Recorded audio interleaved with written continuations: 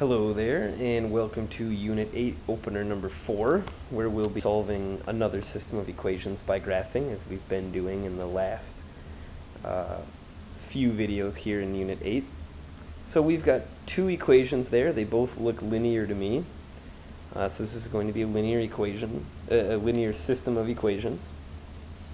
I'm going to go ahead and graph this bottom one first. I'll do that one in green.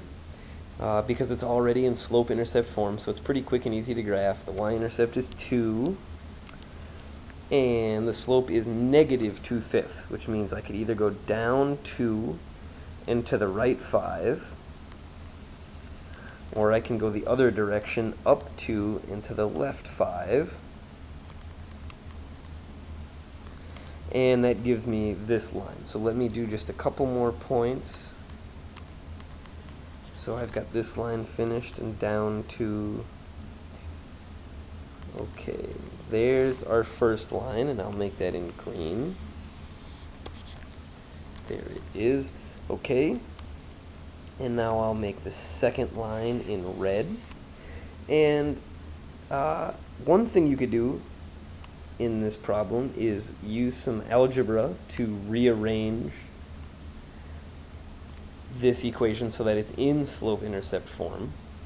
That's what I did in opener number 3, if you want to go take a look at that. Instead, I'm going to graph this using something called the intercept method, where we're essentially just going to pick numbers for x and y and figure out what the corresponding value of the other variable has to be.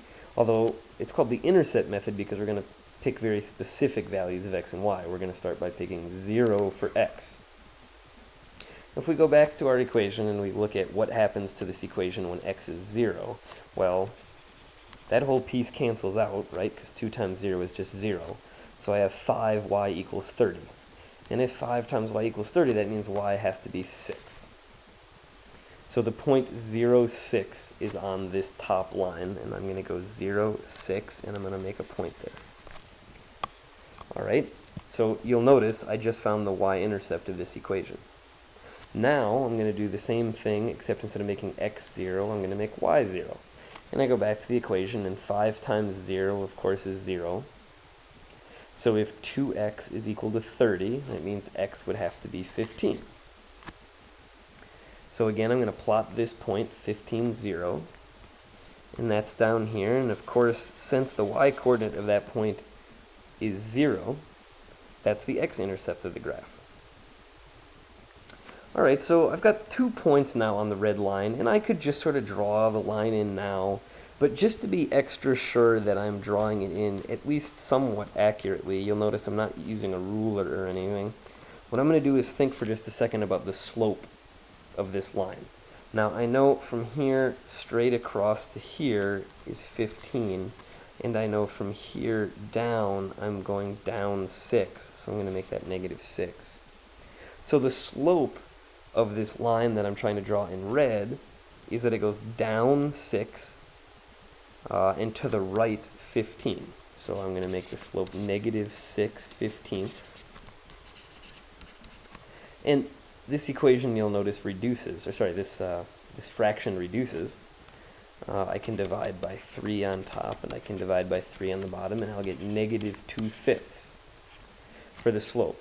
So now I can actually draw this red line in a little more accurately because I know the slope is negative 2/5. So that's down 2 and over 5, and then down 2 and over 5, and then down 2 and over 5 puts me here. And I can also go up 2 and over 5, and I can continue the line in this direction as well.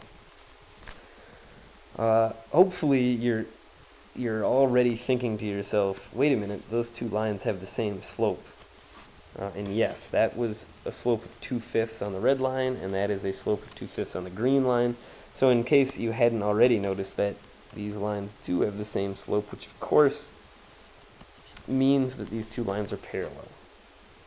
Well, where do those two lines intersect if they're parallel? Of course, they don't intersect anywhere. That's sort of what it means to be parallel, that the two lines don't intersect. So what is the solution to this system of equations? There isn't one. So this is a situation where there is no solution. We can, however, classify this system of equations using some of the vocabulary that we talked about in Unit 8 Opener number 3. And this system would be inconsistent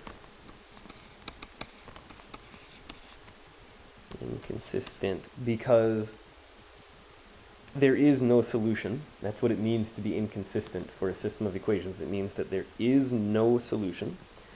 And since these two lines are in fact different lines, they're not the same line, they are independent.